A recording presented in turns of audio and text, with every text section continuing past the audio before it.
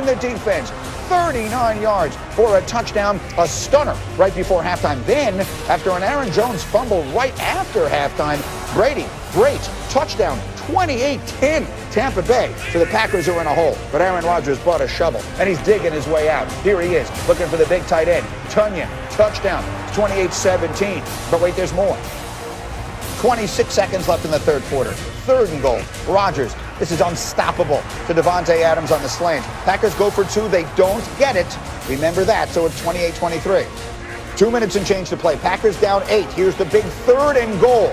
Aaron Rodgers, look at all the room to his right. He doesn't run it. He throws it in, and it's incomplete. Matt LaFleur decides to kick the field goal.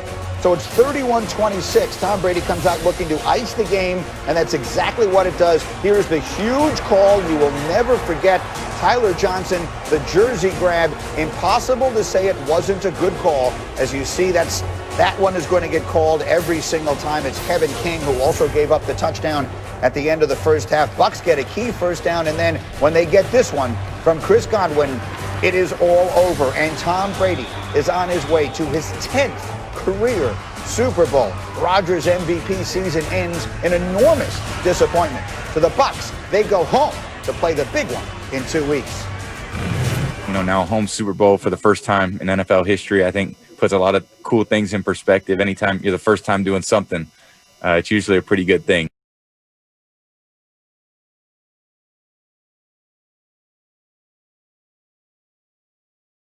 Tom's a GOAT. Last year, I think we ended 7-9, and right now we're headed to the Super Bowl. And he's probably the biggest reason we are where we are.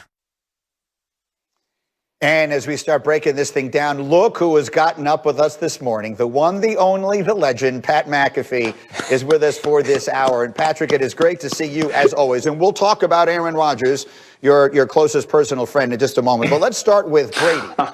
10th Super Bowl. What words, Pat, do we use to describe what he has done here? Yeah, it's legendary. It's iconic, much like the three men I'm sharing the screen with right now. It is great to be back right now on Get Up. I appreciate you all here on this beautiful Overreaction Monday after Championship Sunday. I think my rookie year, okay, I got drafted to a team that basically was a buzzsaw. Okay, we went undefeated until we chose not to in week 15, week 16. We lost 2 games. Then we get to the playoffs, and we end up going to the Super Bowl to play against the New Orleans Saints. And we all know how that ended, okay? Drew Brees and his baby are up there on the stage, and there's confetti falling. And I walked into the most miserable locker room I've ever seen in my entire life, and that was my rookie year. I was 22 years old. I figured we'd be back next year. I went in there into the locker room, tried to talk to a couple guys. Hey, not that big of a deal. We'll just run this thing back next year. That is not what happens unless you're Tom Brady or Patrick Mahomes and City Chiefs. 10 appearances in the Super Bowl, 10 of his 21. I think that's like a 47-point-something percentage of his career. He ends up in the Super Bowl. That's a higher percentage than Steph Curry shoots from 3. It is an unbelievable thing we're getting a chance to watch, and it isn't until it's all said and done that we give people flowers and everything like that. But as soon as Tom Brady dropped into that Buccaneers building, I think everybody that knew football knew that everything was going to get heightened, everything was going to get better. And here he is in his first year in the NFC as the NFC champion. And now he's taking a squad that looked lost just 1 year ago to the biggest game of all time. Tom Brady is an icon. He's a legend. He's a GOAT for a reason. And I'm just thankful to be alive to get a chance to watch his avocado ice cream eating ass do what he does. The Bucs hadn't been in the playoffs in 13 years. And Dan, you made the point earlier. It's not even worth comparing him to other quarterbacks now, right? We compare him to ghosts and the greatest legends in the history of American sports.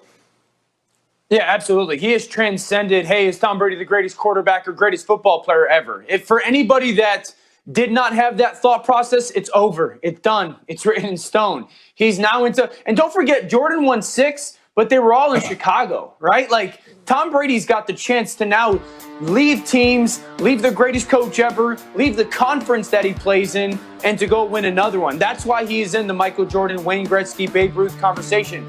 And like Pat makes a really interesting point, really good point of him doing 10 out of 21 and whatnot. But the reality of like, it's important for everyone to remember the backstory of the Buccaneers. This is a team that hadn't been to the playoffs in 13 years. They're the worst organization when it comes to winning percentage in the history of the NFL. There was no offseason. There was no offseason. Everything was stacked against them. It took him 5 months, and he took him to the Super Bowl. Okay, so let me leave that there for the moment, because there's a ton of Brady to get into, and hopefully we'll get RC signal back in just a moment, because really most of the conversation coming out of this game stemmed from two different coaching decisions, two different moments for the Green Bay Packers. Let's start with kicking the field goal at the end of the game. Here was Matt LaFleur. We essentially had 4 timeouts with the 2-minute warning. And, we knew we needed to get a stop. And I thought we were going to have a stop there at the end, but we got called for PI. It didn't work out. Well, I didn't have a decision on that one.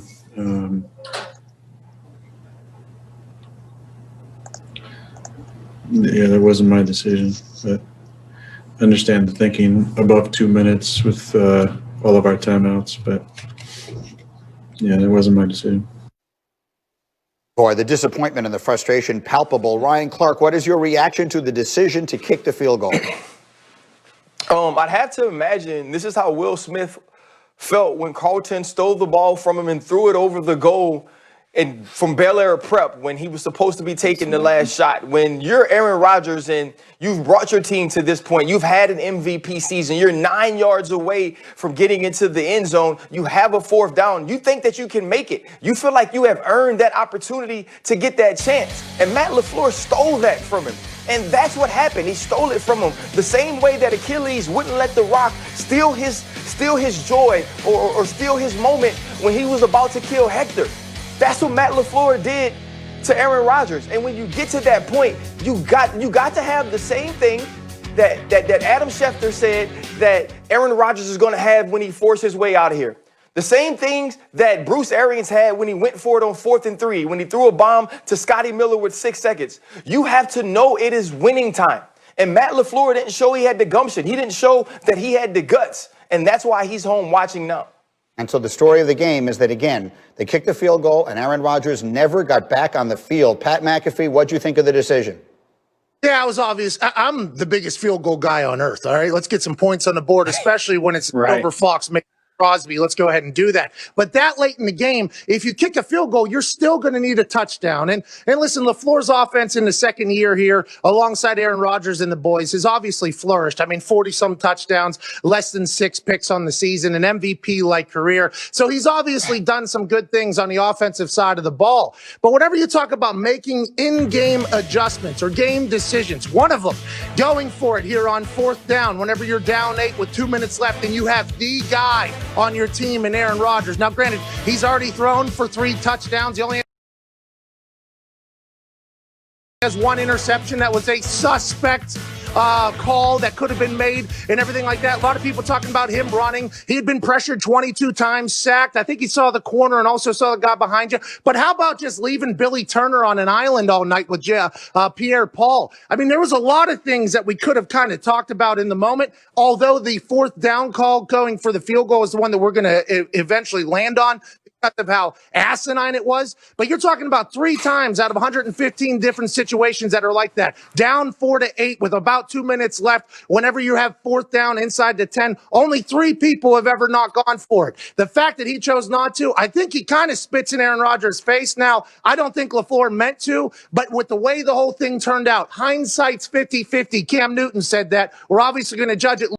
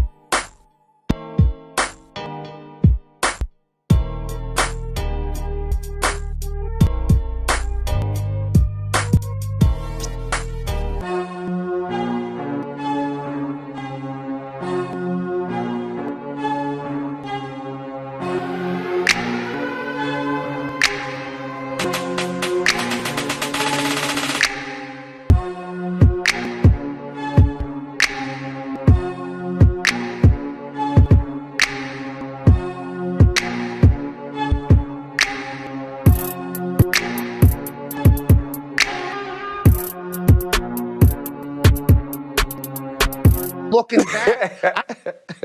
That should not have been made, and I think we all understand that here this